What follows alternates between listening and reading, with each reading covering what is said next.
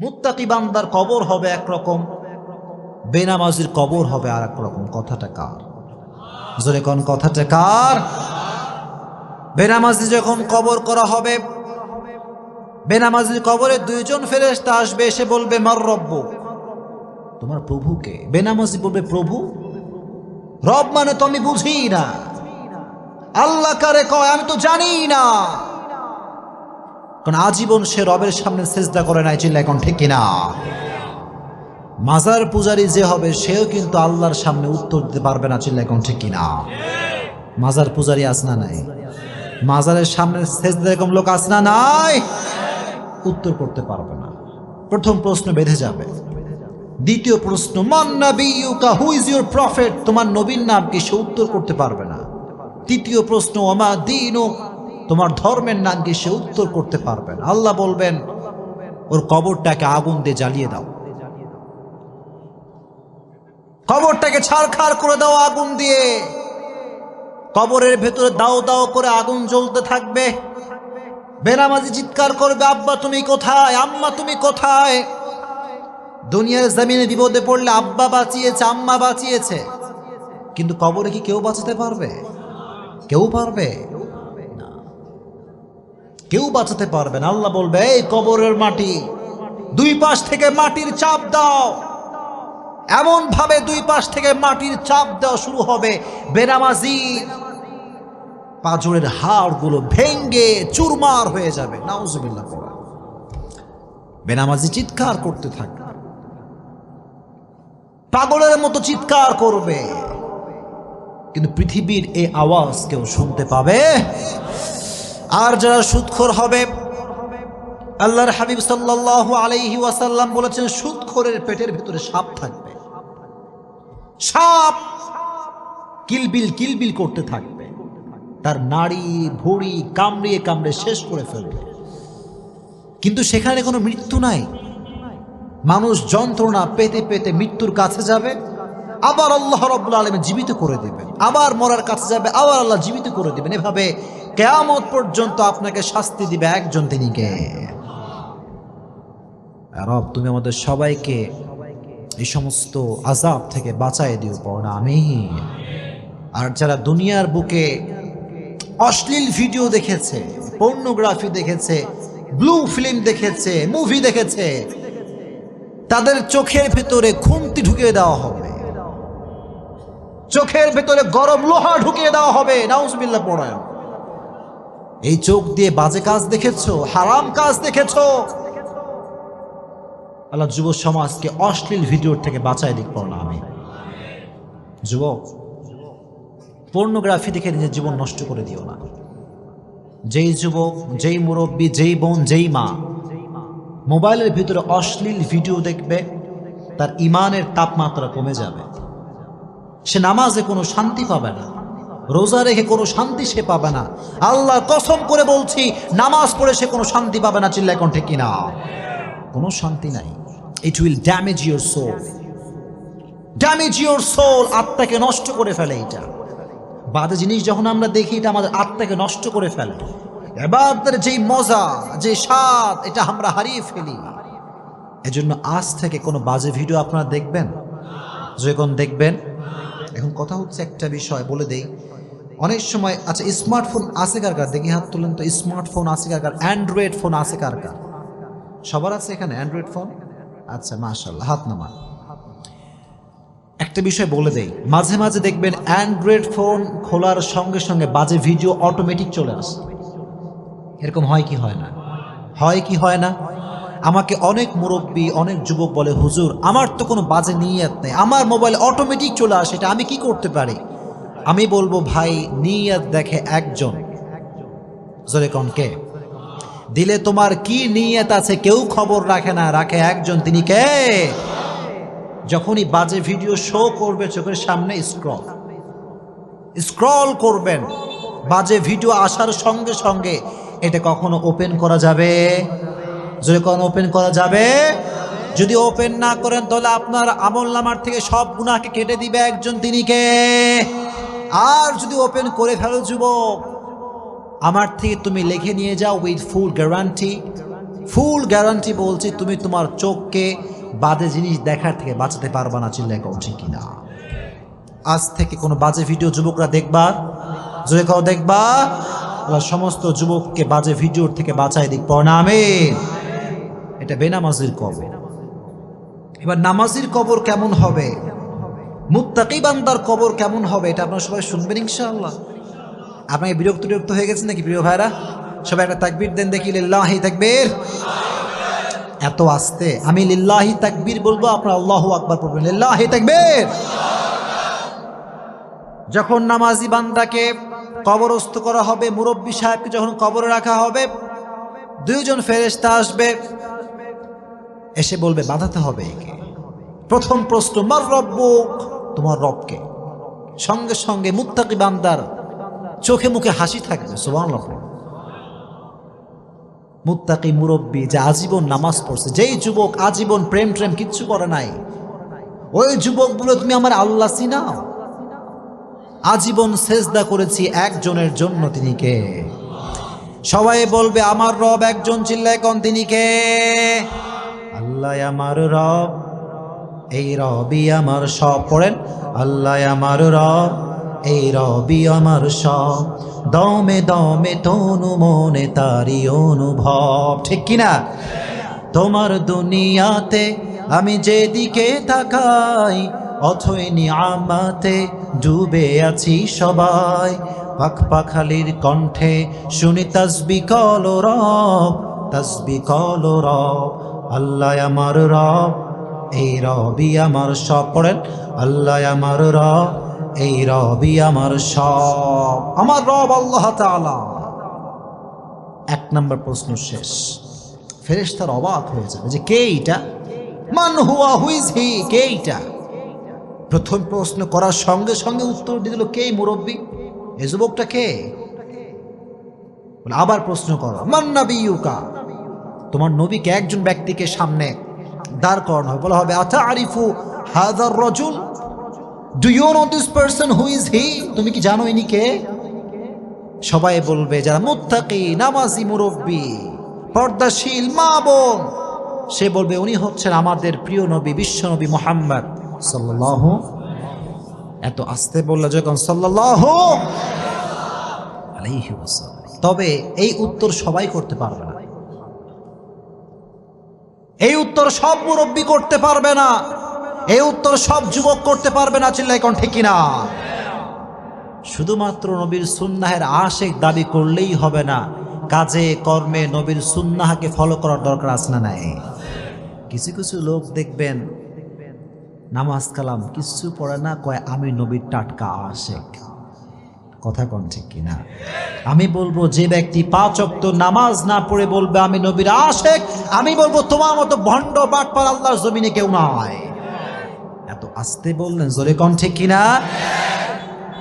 আগে নামাজ, তারপরে নবীর আশিক। এখনকার যুব সমাজ দাড়ি রাখতে চায় না, আছে না নাই?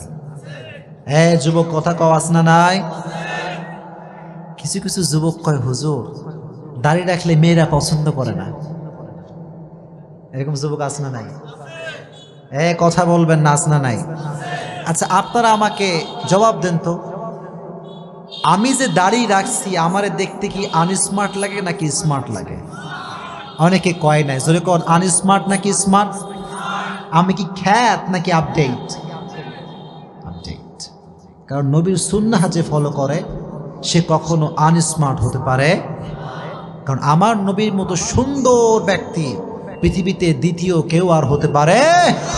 চাঁদের চেয়ে সুন্দর তুমি, নবী আমার কামলিওয়ালা, দো জাহানের বাদশাহ তুমি, প্যারা নবী সাল্লি আলা, দো জাহানের বাদশাহ তুমি, প্যারা নবী সাল্লি আলা, চাঁদের চেয়ে সুন্দর তুমি, নবী আমার কামলিওয়ালা। সুবহানাল্লাহ পড়েন। এখন আপনারা জোরে করে বলবেন যদি কথা বুঝেন, আমার নবীর দাড়ি ছিল কি ছিল না? পেছনের ভাইরা কথা কন, ছিল কি ছিল না? আমার নবী কি আনস্মার্ট নাকি স্মার্ট? আনস্মার্ট নাকি smart? He was the most smart personality in the world, as a father, as a teacher, as a lawyer, as a commander, as a husband, as a last messenger. Muhammad is the superman of the world. Subhanallah. বাবা হিসেবে, নেতা হিসেবে, সমাজ সংস্কারক হিসেবে গোটা বিশ্বের জন্য আমার নবীকে সুপারম্যান করে পাঠিয়েছে একজন, তিনি কে?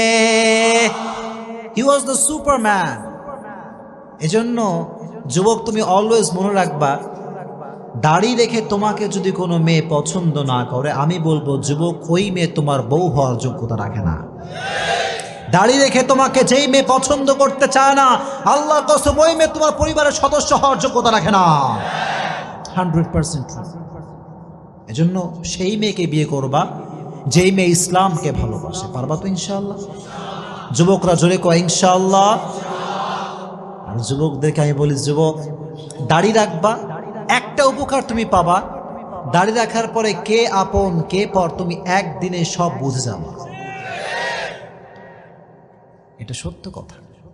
আর দাড়ি রেখে তোমাকে সেই মেয়েই পছন্দ করবে যেই মেয়ে প্রকৃতপক্ষের দিনদার।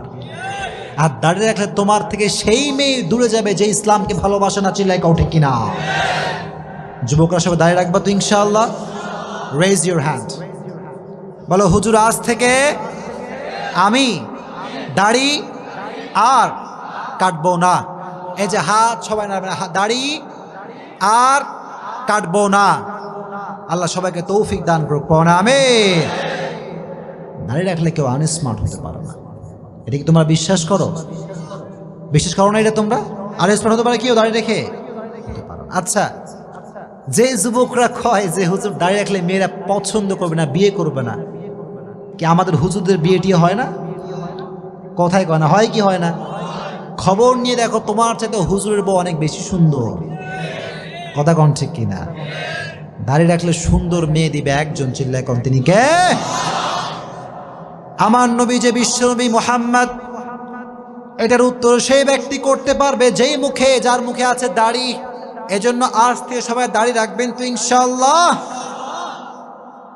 তবে মুরব্বী হয়ে দাড়ি রাখলেই কিন্তু চলবে না, যুবক বয়স দাড়ি রাখলে সব আছে না নাই? এটাই আসল পরীক্ষার সময়। যুবক বয়স যার ভালো, তার আজীবন ভালো। চিল্লায় কোন ঠিক কিনা? দ্বিতীয় প্রশ্ন, তোমার নবীকে আতারিফু হাযার রাজুল, তুমি কি ওই ব্যক্তিকে চেনো? আমরা বলবো তিনি তো অন্য কোনো ব্যক্তি নন, তিনি হচ্ছেন আমাদের নবী, বিশ্ব নবী মুহাম্মদ সাল্লাল্লাহু আলাইহি ওয়াসাল্লাম। 2 নাম্বার প্রশ্ন শেষ। এবার 3 নাম্বার প্রশ্ন, ওয়ামা দীনুক, হোয়াট ইজ ইউর রিলিজিয়ন? তোমার ধর্মের নাম কি? আপনারা কোন দিকে ধর্মের নাম কি? জোরে কোন ধর্মের নাম কি? ইসলামকে ধর্ম হিসেবে পেয়ে আমরা খুশি না বেজার? জোরে কোন খুশি না বেজার? চিৎকার করে সকলে পড়েন আলহামদুলিল্লাহ। আর মুসলমান ঘরের সন্তান যে হবে, আল্লাহর কসম 31st নাইট সে পালন করতে পারবে না। মুসলমান ঘরের সন্তান যে হবে, সুদ ঘুষ সে খেতে পারবে না। চিল্লাই কোন ঠিক কিনা? এজন্য মুসলমান ঘরের সন্তান যদি সুদ খায়, বুঝতে হবে সে নামে মুসলমান, কাজে কখনো সে মুসলমান হতে পারে না। এটা কি আপনারা সবাই বিশ্বাস করেন?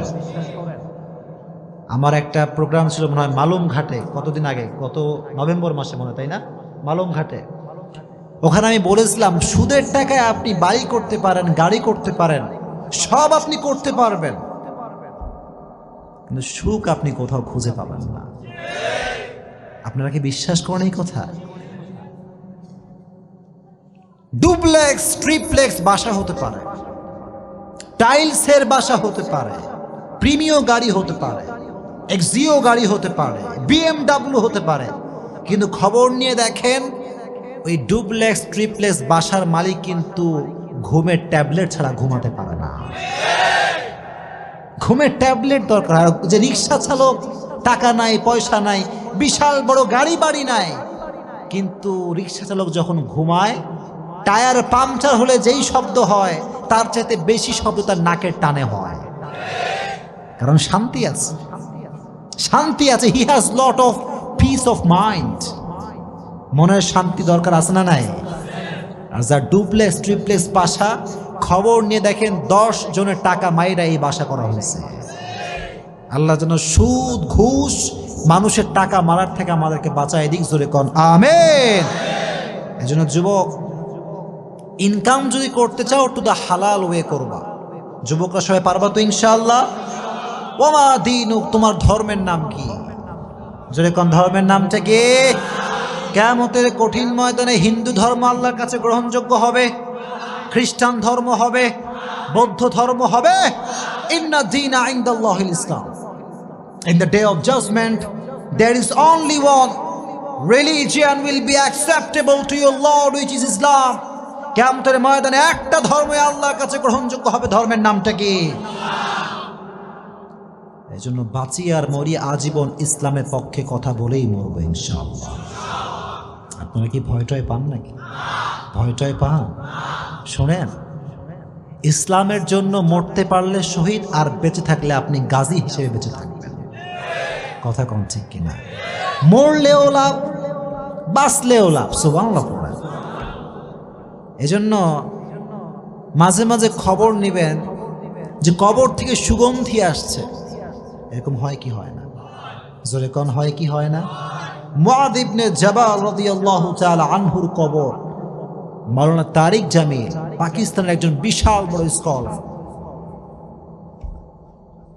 আমি শুনে অবাক হয়ে গেলাম। উনি একবার একটা বয়ানে বললেন যে আমি 2015 সালে গিয়েছিলাম সেই মুআয ইবনে জাবাল রাদিয়াল্লাহু তাআলা আনহুর কবরে।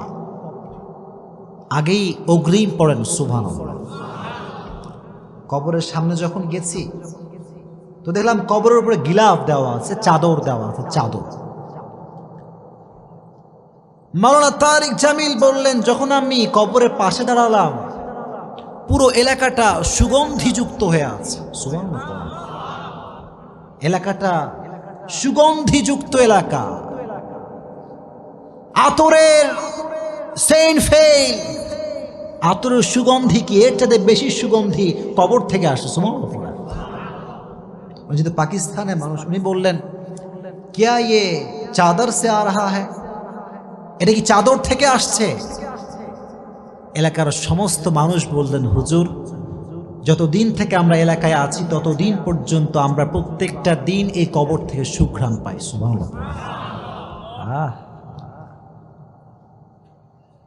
আহা, কি অসাধারণ একটা বিষয়।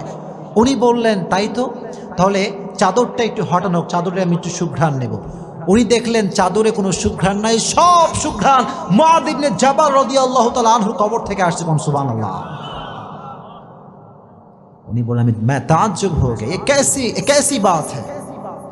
1400 साल पहले कब्र दिया गया शख्स, उसकी कब्र से आज भी बू आ रहा है। सुबहानाल्लाह पढ़े। এজন্য আল্লাহর পথে যে চলে, আল্লাহর ইসলামের কথা যে বলে, তার কবরটাকে সুঘ্রাণ করে দিবে একজন, তিনি কে? জোরে কোন কে? আর যে ব্যক্তি ইসলামের বিপক্ষে কথা বলবে তার কবরটা আযাব আর জাহান্নাম দ্বারা ভরপুর হয়ে যাবে। চিল্লাই কোন ঠিক কিনা? এজন্য বাঁচেন আর মরেন ইসলামের পক্ষে থাকবেন তো ইনশাআল্লাহ। বাধা আসলে ভয়টয় পাবেন নাকি? ভয়টয় পাবেন? ভয় পাওয়ার কোনো দরকার নাই। বাংলাদেশ কিন্তু মুসলমানদের দেশ। এটা মিথ্যা না সত্যি? জোরে কোন মিথ্যা না সত্যি? বরং একথা তো স্পষ্ট প্রমাণিত যে বাংলাদেশে 92% মুসলমানরা বসবাস করে। কথা কোন ঠিক কিনা? বাংলার মাটিতে হিন্দু থাকবে, খ্রিস্টান থাকবে, বৌদ্ধ থাকবে, ডাজন্ট ম্যাটার, কোনো সমস্যা নেই, ডোন্ট কেয়ার অ্যাবাউট ইট। আমাদের কথা হচ্ছে একটা, বাংলার মাটিতে থাকতে হলে আজীবন আপনাকে ইসলামের পক্ষে কথা বলেই থাকতে হবে। বাংলার মাটিতে ইসলামের বিপক্ষে কে কথা বলবে, আমার জীবনে এক ফোঁটা রক্ত থাকা অবস্থা আমি সহ্য করতে পারবো না। চিল্লাই কোন ঠিক কিনা? আপনারা পারবেন তো ইনশাআল্লাহ? যেখানে সুদ সেখানে আপনার জবানটা খুলবে, যেখানে ঘুষ সেখানে আপনার অবস্থান বিরুদ্ধ হবে। চিল্লাই কোন ঠিক কিনা? পারবেন তো ইনশাআল্লাহ? তাহলে আমার ধর্ম যে ইসলাম, এই উত্তর সেই করতে পারবে যে আজীবন ইসলামের পক্ষে কথা বলেছে। ঠিক কিনা? আমি তো এ কথা সবসময় বলি, ও মিয়া, তুমি যদি বাতিলের পক্ষ হয়ে তোমার মাথাকে নত করতে না পারো, আমি হকের পক্ষের ডিলার হয়ে মাথা নত করতে পারবো না, চিল্লাই কোন ঠিক কিনা? মুসলমান বীরের জাতি, মুসলমান ইসলাম নিয়ে কথা বলে, কারোর দিকে তাকিয়ে মুসলমান কথা বলতে পারে? সে বলবে আমার ধর্মের নাম হচ্ছে ইসলাম। তিনটা প্রশ্ন শেষ। এবার ফেরেশতা বলবে কি ব্যাপার, কি ব্যাপার, তিনটা প্রশ্নে উত্তর করতে পারলো। এবার আর একটা এক্সট্রা প্রশ্ন করা হবে, সুবহানাল্লাহ পড়ে। আজীবন শুনছেন তিনটা প্রশ্ন, কিন্তু আজকে শুনে রাখেন মুত্তাকি বান্দার কবরে প্রশ্ন হবে চারটা। জোরে কোন কয়টা? জোরে কোন কয়টা?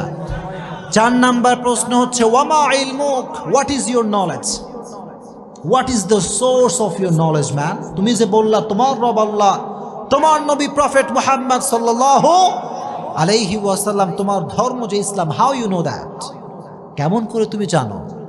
আমরা বলবো আমরা কোনো নেতার থেকে শিখি নাই, আমরা শিখেছি একটা কিতাব থেকে, কিতাবটার নাম কি?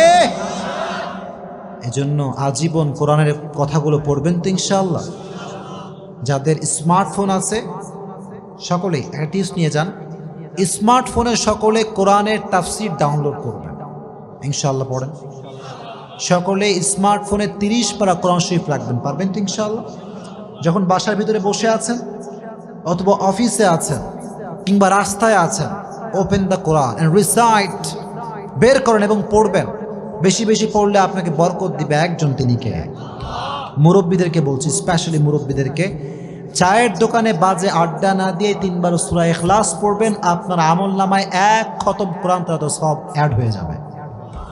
যেরকম সুবহানাল্লাহ। একজন যুবক, don't waste your time, never ever. সময় নষ্ট করে দিও না, সময়ের অনেক দাম।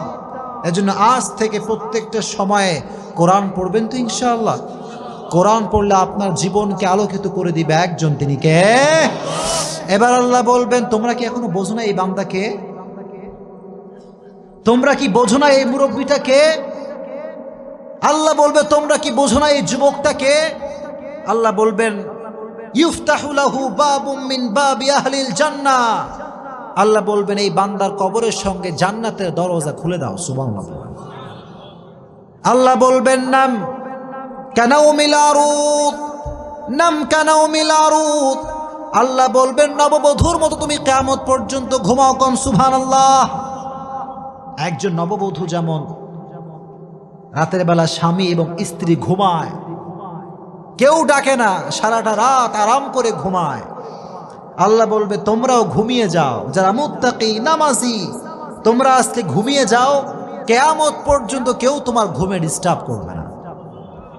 এত আস্তে বললেন, সুবহান সুবহানাল্লাহ। আমরা ঘুমাইলে মা ডাক দেয়, বাপ ডাক দেয়, কল আসে, অমুকে ডাকে তমুকে ডাকে, ডিস্টার্ব আসে না নাই? আল্লাহ বলবে ঘুমাও, এই যুবক তুমি ঘুমাও, ও মা আপনি ঘুমান, কিয়ামত পর্যন্ত কেউ আপনাকে ডিস্টার্ব করতে পারবে না। চিল্লায় এখন আল্লাহু আকবার। কিয়ামত পর্যন্ত আপনি ঘুমাবেন। আর যখন কিয়ামতের সাইরেন শুরু হয়ে যাবে, আল কারিআহ মাল কারিআহ ওয়া মা আদরাকা মাল কারিআহ, বিশাল বড় একটা আওয়াজ হবে, তখন আপনার আমার ঘুম ভেঙে যাবে। ঘুম থেকে উঠে এরকম হাত মুছড়াবে। আমরা মাঝে মাঝে যখন ঘুম থেকে তখন এরকম করি না, কে রে ডাকলো আমারে, এত সুন্দর ঘুম কে ভাঙালো? আর বাংলাদেশে মানুষ কয় ঘুম ভাঙায়া গেল রে মরার কোকিলে, আছে না নাই? আচ্ছা আমার একটা হিসাব বুঝে আসে না, কোকিল নাকি মরা? কোকিল কি মরা? ওই মরা কোকিল আবার জীবিত মানুষের ঘুম ভাঙায় কেমন করে? কথা কোন ঠিক কিনা? তার মানে এই সমস্ত ফালতু গান পৃথিবীতে আর হতে পারে? আল্লাহ বলবে হাদা মা ওয়াদার রহমান ওয়া সাদাকাল মুরসালুন। আল্লাহ বলবেন গোলাম এই দিন হচ্ছে সেই দিন যেই দিনের ওয়াদা করেছে একজন, তিনি কে? ওঠো, কিয়ামত কায়েম হয়ে গিয়েছে। কিয়ামতের সফল কোন ব্যক্তি হবে? ফাম্মা মান সাকুলাত মাওয়াজিনু ফাহুয়া ফি ঈশাতির রাদিয়া ওয়া আম্মা মান খাফাত মাওয়াজিনু ফাউম্মুহু হাওিয়া। আচ্ছা কোন জান্নাত পাওয়ার জন্য 100-র ভেতরে কয় নাম্বার পাওয়া লাগবে? মাশাআল্লাহ, একজন বলছে 51, আর বাদ বাকিরা কি কয়? কত পাওয়া লাগবে দেখি, কোন দেখি? 51? সবাই শিওর 51 পাওয়া লাগবে। দ্যাট মিনস কিয়ামতের কঠিন ময়দানে যার আমলনামা হালকা ভারী হয়ে যাবে, আল্লাহ বলবেন ওর জন্য জান্নাত সুনিশ্চিত। কম সুবহানাল্লাহ। জান্নাত সুনিশ্চিত। আর রব তুমি আমাদের সবাইকে কিয়ামতের কঠিন ময়দানে আমলনামাটা ভারী করে দিও, চিল্লায় কোন আমিন। আর যার আমলনামা হালকা হয়ে যাবে, ওয়ানাহান নাফসা আনিল হাওয়া, যে ব্যক্তি নিজেকে গুনাহের থেকে বাঁচাবে জান্নাত তাকে দিবে একজন, তিনি কে? আর যে আজীবন সুদ খেয়েছে, ঘুষ খেয়েছে, তার আমলনামাটা হালকা হয়ে যাবে, তার জন্য জাহান্নামের ঘোষণা করবে একজন, চিল্লায় কোন তিনি কে? আর রব তুমি আমাদের সকলের আমলনামাকে ভারী করে দিও, চিল্লায় কোন আমিন। তাহলে কবরের জীবনে মুক্তি পেতে চাইলে একটা আমল করবেন, প্রত্যেক দিন এশারের নামাজের পরে সূরা মুলক তেলাওয়াত করবেন। সূরাটার নাম কি? যেরকম সূরাটার নাম কি? সূরাতুল মুলক।